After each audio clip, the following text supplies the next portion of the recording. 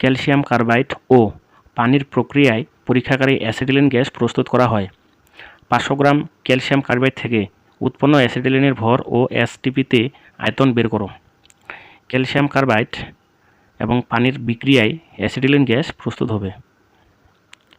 Calcium carbide plus পানি, এই বিক্রিয়ার ফলে উৎপন্ন হবে অ্যাসিটিলিন গ্যাস অর্থাৎ CH111CH প্লাস ক্যালসিয়াম হাইড্রোক্সাইড। ক্যালসিয়ামের যোজনে 2, ঠিক আছে। এই বিক্রিয়াটিকে সমতা করলে দেখতে পাচ্ছি ক্যালসিয়াম এখানে একটা ঠিক আছে, কার্বন দুইটা ঠিক আছে, হাইড্রোজেন এখানে আছে 2টা আর এখানে আছে 2টা, তা হাইড্রোজেন হলো মোট 4টা, কিন্তু এই পাশে হাইড্রোজেন আছে 2টা, এই জন্য সামনে 4টা মেলানোর জন্য 2 দিলাম। 2 বসানোর ফলে অক্সিজেন হলো 2টা আর এখানে অক্সিজেন 2টা, ঠিক আছে। তো এই বিক্রিয়াটি এইভাবে সমতা হবে। এখন 500 গ্রাম ক্যালসিয়াম কার্বাইড থেকে অ্যাসিটিলিনের ভর বের করব। ক্যালসিয়াম কার্বাইডের ভর দেওয়া আছে 500 গ্রাম। এই অ্যাসিটিলিনের ভর হোয়াট?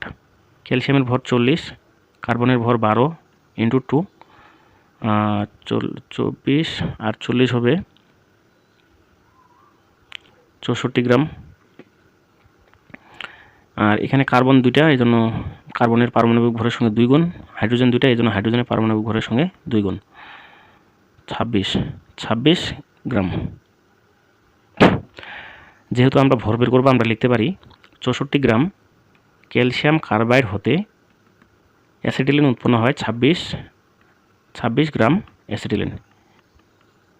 আমরা অ্যাসিটিলিনের সংকেতকে এভাবেও লিখতে পারি C2H2।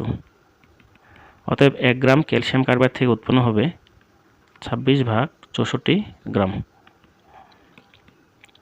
অতএব 500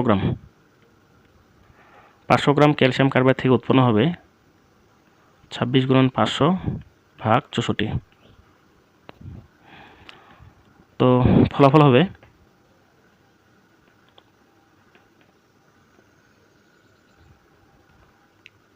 203.125 গ্রাম।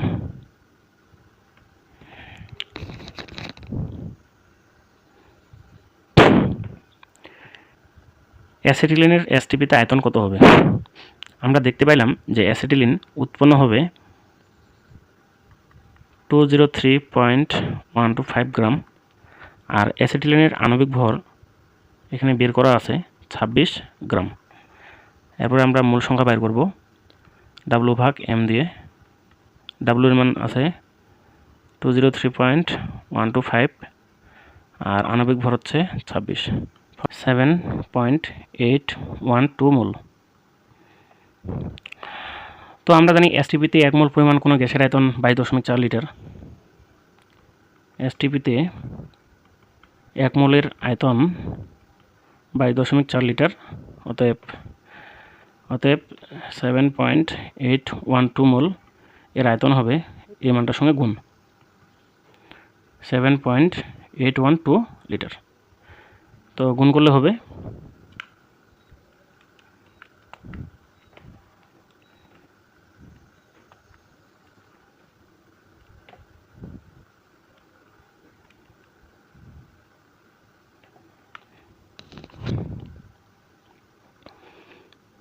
175 লিটার।